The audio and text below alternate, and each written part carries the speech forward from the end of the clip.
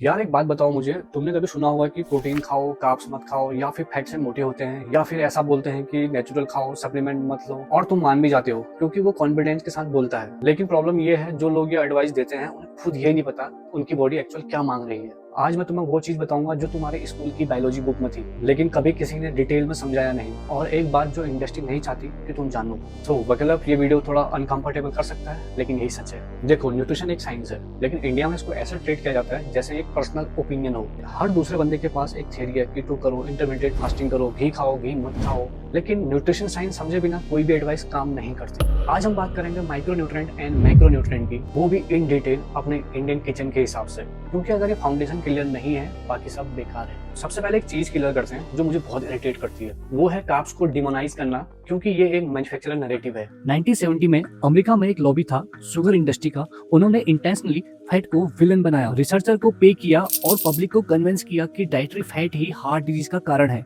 और रिजल्ट, पूरी दुनिया ने लो फैट डाइट अडॉप्ट और प्रोसेस फैट फ्री प्रोडक्ट आए जो शुगर से भरी हुई थी, और ओबेसिटी और डायबिटिक के रेट भी बढ़ते गए। ये वही खाना था जो हेल्दी लेवल के साथ बिक रहा था, और आज वही गेम कार्ब्स के साथ हो रहा है। यार प्रॉब्लम कार्ब्स नहीं है, प्रॉब्लम ये है कि तुम कौन सा कार्ब्स खा रहे हो और कितना। ओट्स और व्हाइट ब्रेड एक नहीं है, राजमा और मैदा एक नहीं है, लेकिन इन्फ्लुएंसर वर्ल्ड में दोनों को कार्ब्स बोल के एक ही बास्केट में डाला जाता है। ये इग्नोरेंस है या फिर डेलिब्रेट मिस इन्फॉर्मेशन? तो सारे सवालों के जवाब जानने के लिए हमें जानना जरूरी है न्यूट्रिशन साइंस। तो सबसे पहले बात करते हैं मैक्रोन्यूट्रिएंट्स की। मैक्रोन्यूट्रिएंट मतलब वो न्यूट्रिएंट जो तुम्हारी बॉडी लार्ज अमाउंट में मांगता है, जैसे कार्बोहाइड्रेट, प्रोटीन, फैट और पानी भी टेक्निकली एक मैक्रोन्यूट्रिएंट है। बात करते हैं कार्बोहाइड्रेट की, ये तुम्हारी बॉडी का प्राइमरी फ्यूल है। जैसे बाइक को पेट्रोल चाहिए, तुम्हारे ब्रेन और मसल्स को ग्लूकोज चाहिए, और ये ग्लूकोज कहाँ से आता है? कार्ब्स से। अब कार्ब्स के टाइप समझो। पहला सिंपल कार्ब्स जो जल्दी डाइजेस्ट होता है, जैसे चावल, मैदा, चीनी, फ्रूट, ये ब्लड शुगर को फास्ट स्पाइक करते हैं। दूसरा कॉम्प्लेक्स कार्ब, ये स्लोली डाइजेस्ट होते हैं और एनर्जी कंसिस्टेंट रहती है,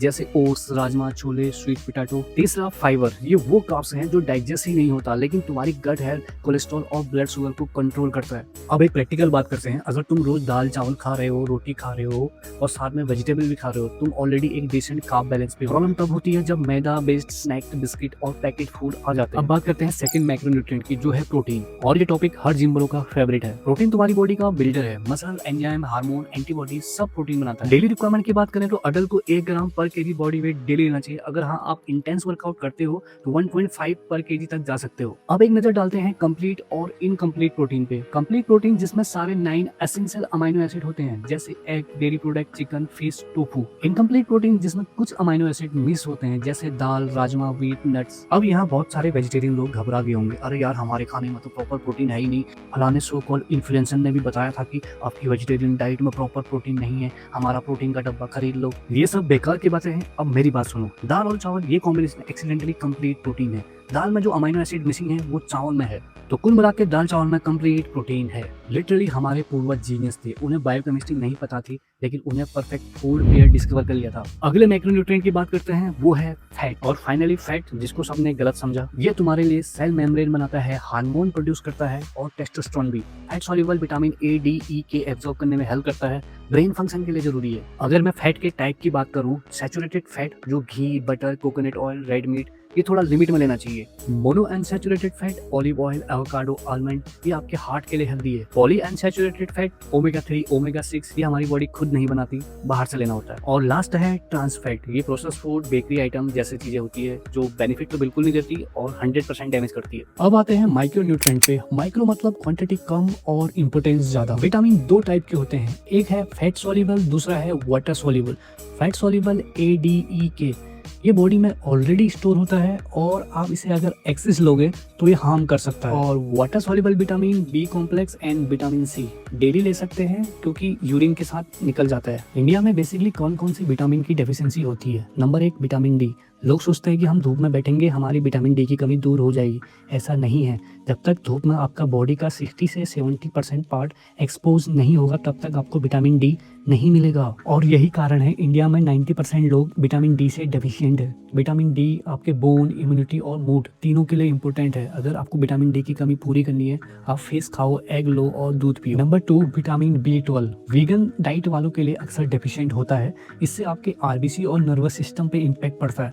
इसके लिए आप एग्स और डेयरी प्रोडक्ट ले सकते हो। नंबर 3, विटामिन सी, ये आपकी इम्यूनिटी, कोलेजन और एंटीऑक्सीडेंट का काम करता है। आप आंवला या गुआवा से इसे पूरा कर सकते हो। नंबर 4, विटामिन ए, ये आपके आंखों के लिए, स्किन के लिए और इम्यूनिटी के लिए अच्छा है। यहाँ आप गाजर ले सकते हो और हरी सब्जियाँ ले सकते हो।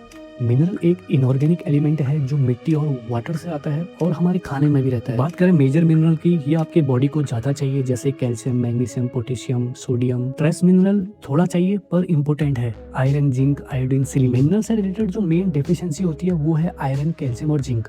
आयरन बेसिकली वुमेन में ज़्यादा कमी पाई जाती है, इसके लिए वुमेन्स दाल या पालक या रागी का इस्तेमाल ज़्यादा कर सकते हैं। कैल्शियम के लिए वो डेयरी प्रोडक्ट यूज़ कर सकते हैं और जिंक के लिए वो पंपकिन सीड या मीट का उपयोग कर सकते हैं। यार मैं जानता हूँ ये बहुत सारी इन्फॉर्मेशन है, लेकिन मैं चाहता हूँ तुम एक चीज़ लेके जाओ।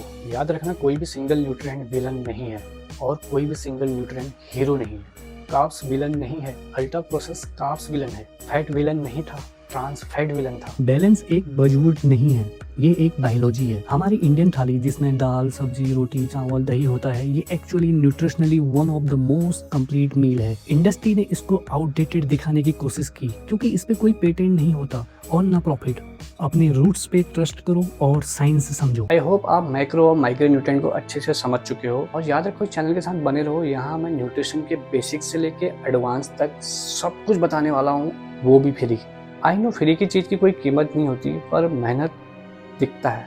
आपको नहीं दिख रहा पर किसी न किसी को दिखेगा, क्योंकि मेरा काम है आपको सही सजेशन देना, आपको न्यूट्रिशन के बारे में पूरी नॉलेज देना। मैं हूं मान, certified nutritionist, bachelor pharmacist and 10 year experience in pharma industry.